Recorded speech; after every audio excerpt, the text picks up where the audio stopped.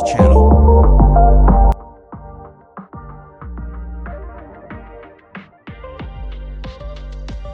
General Mkhwanazi angers President Ramaphosa, tries arresting Minister Senzo Mchunu and General Sibiya. Lieutenant General Mkhwanazi, the police commissioner of KwaZulu-Natal, has sparked intense anger from President Cyril Ramaphosa through bold actions that include exposing Police Minister Senzo Mchunu and Deputy National Police Commissioner Sibiya's alleged corruption live on television during his absence. This conflict centers on a special task team investigating political killings, which Mkhwanazi claims was shut down to protect powerful syndicates. His moves have not only challenged authority but also exposed deep rifts within the police force, leading to suspensions, inquiries, and questions about corruption that reach into the core of the nation's justice system. The story begins with Mkhwanazi's public statements and behind-the-scenes efforts that directly targeted Mchunu and Sibiya. Members of the political killings task team, under Mkhwanazi's influence, made repeated attempts to secure arrest warrants for both men. These efforts started as early as November 2024, when team members approached prosecutors in Gauteng to build a case. They pushed forward, even traveling in a Mercedes-Benz V-Class Gombi to meet with the Director of Public Prosecutions in Mpumalanga last month. Their goal was clear: to gather enough evidence for arrests on charges related to interfering with investigations and possibly defeating the ends of justice. However, prosecutors turned them away each time, stating that the evidence presented was not strong enough to proceed. Mkhwanazi did not stop there. In a high-profile briefing earlier this month, he described Sibiya as someone involved in criminal activities and suggested that political interference had led to the downfall of the task team. The work of the organized crime in Gauteng, supported by the political killings task team, has indeed been compromised. The disbandment of the political killings task team was influenced by the sterling work they performed in Gauteng to uncover the criminal syndicate, which involved some members of the criminal justice system operating in Gauteng province. Their demise was as a result of them assisting Gauteng to uncover the criminal syndicate. The Minister of Police invited and facilitated the peace talk between myself, the Provincial Commissioner of KwaZulu-Natal, and the Deputy National Commissioner, Lieutenant General Sibiya, in his office, in his house, State House, official residence in Pretoria. The purpose of this invitation was to try and create peace between myself and the Deputy National Commissioner. It was unprecedented. I've never seen in my life.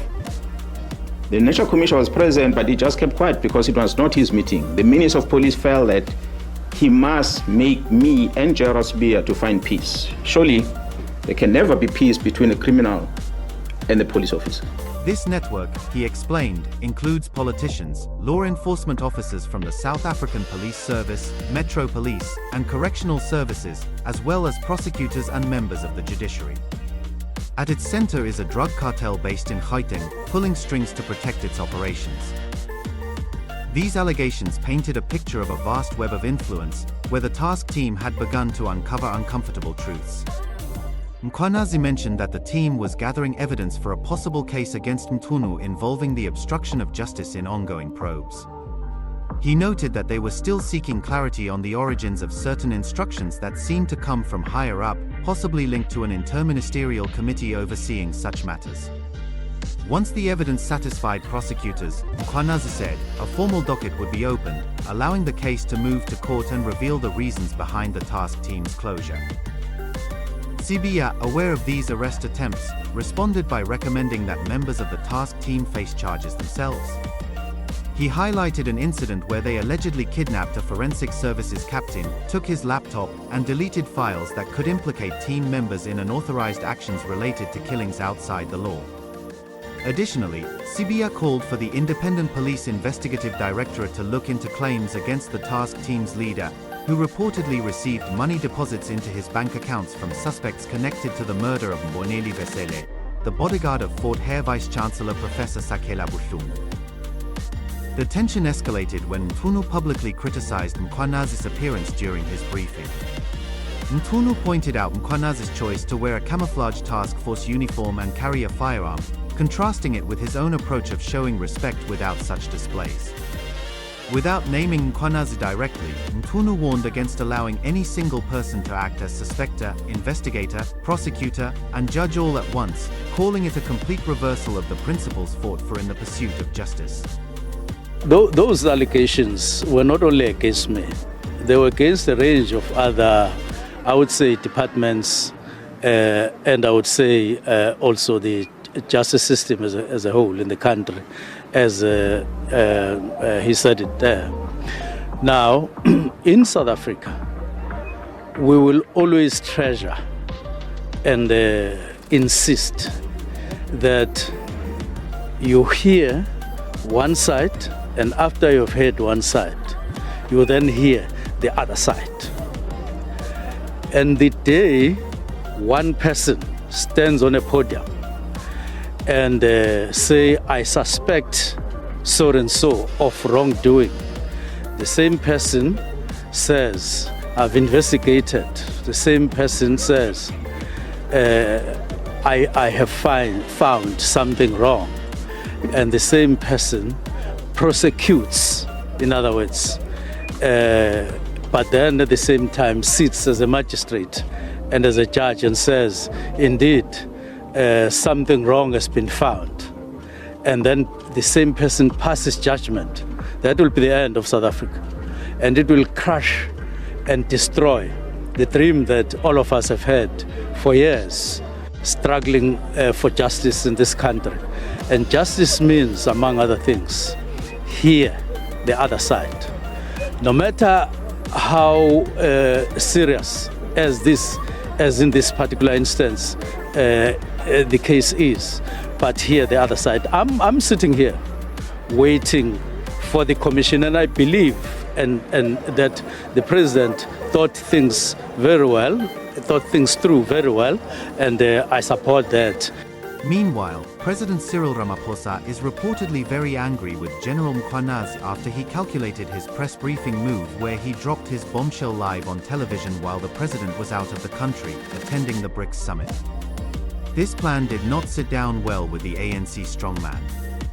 However, most citizens are of the view that, if General Mkhwanazi had not done what he did, nothing would have happened, especially considering that the Political Killings Task Team has been facing very stiff resistance from Minister Senzo Mchunu and General Sibiya. This dispute revolves around the Political Killings Task Team, established in 2018 by an interministerial committee that included ministers from police, state security, defense, and justice and correctional services.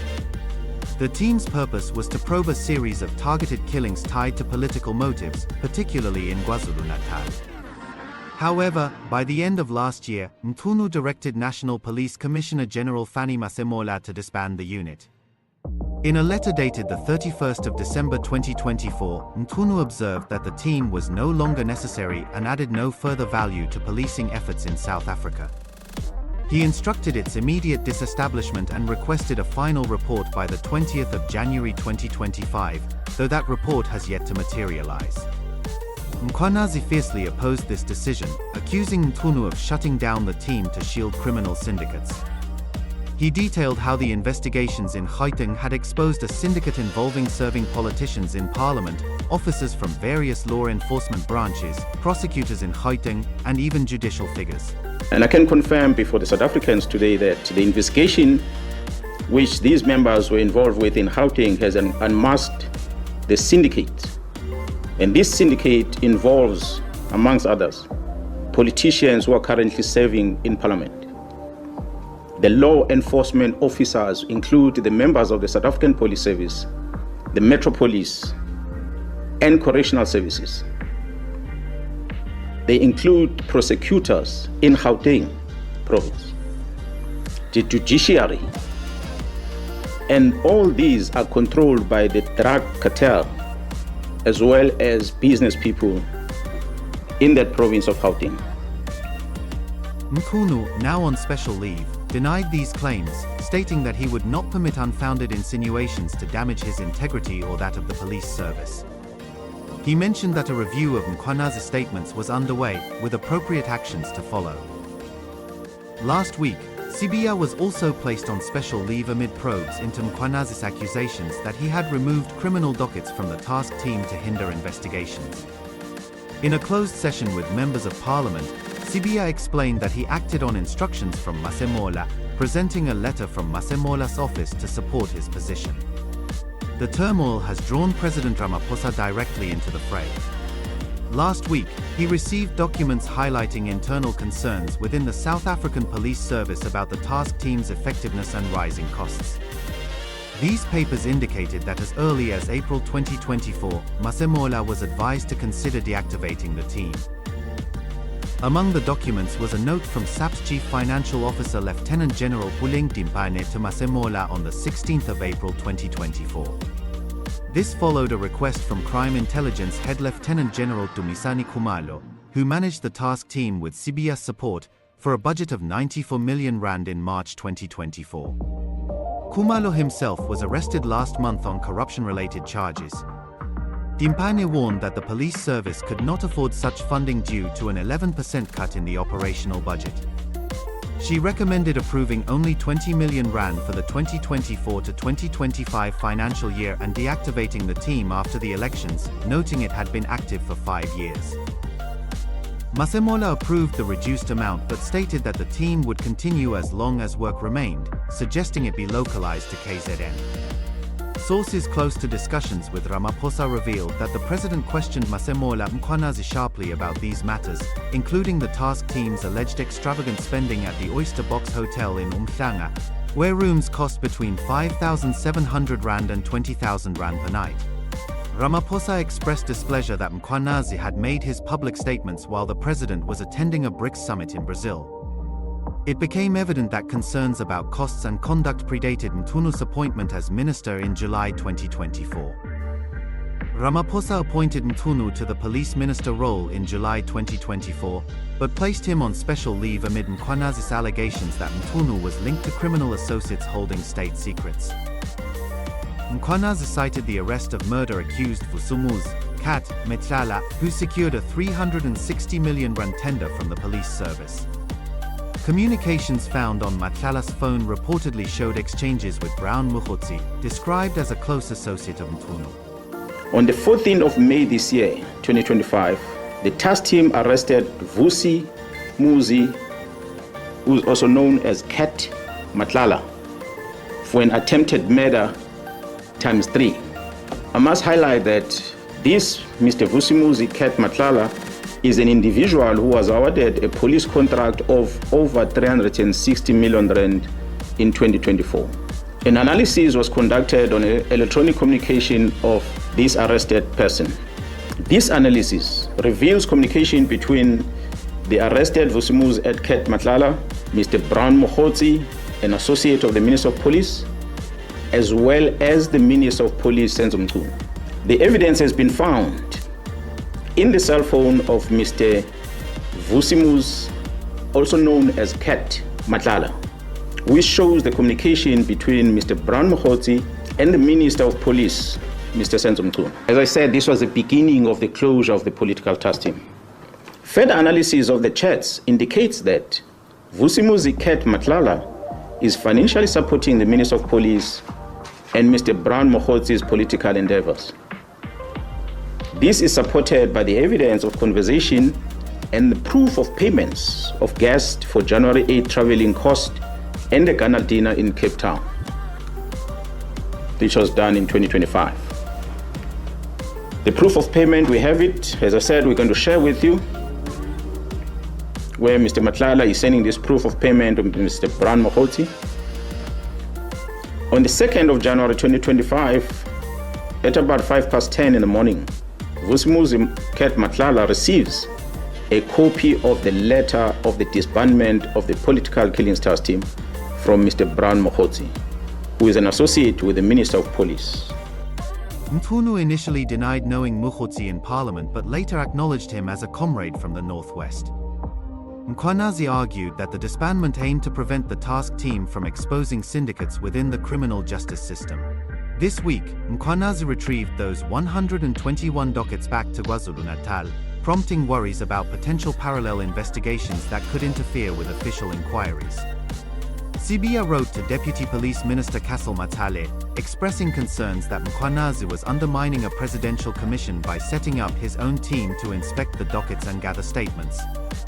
Police spokesperson Brigadier Atenda Mate clarified that the dockets had not yet been moved from head office, but plans were in place for their collection. Amid this chaos, President Ramaphosa announced a commission of inquiry into allegations of corruption and political interference in the police, even though he already possesses 2 prior reports on similar issues. One is from the National Anti-Corruption Advisory Council, submitted in May 2024, which analyzes how law enforcement can better coordinate against corruption. Ramaphosa has not publicly addressed or implemented its findings. Professor Firoz Kachelia, who will act as police minister starting next month due to Mchunu's leave, chairs the council. Meanwhile, political backlash has emerged, with the Umkhonto weSizwe party accusing Ramaphosa of lacking courage by placing Mchunu on leave instead of firing him. On Tuesday, the party's chief whip Colleen Makubele announced a motion of no confidence in Ramaphosa, filing papers with the Constitutional Court to challenge Mchunu's status and Kachelia's acting appointment. She described it as a deceptive tactic and mobilized supporters for a parliamentary debate within 2 weeks. The party also criticized Ramaphosa's recent dismissal of former Higher Education Minister Nobuhle Nkabane as selective, arguing Mchunu deserved the same treatment. Thanks for watching The Daily Buzz. What say you, South Africa?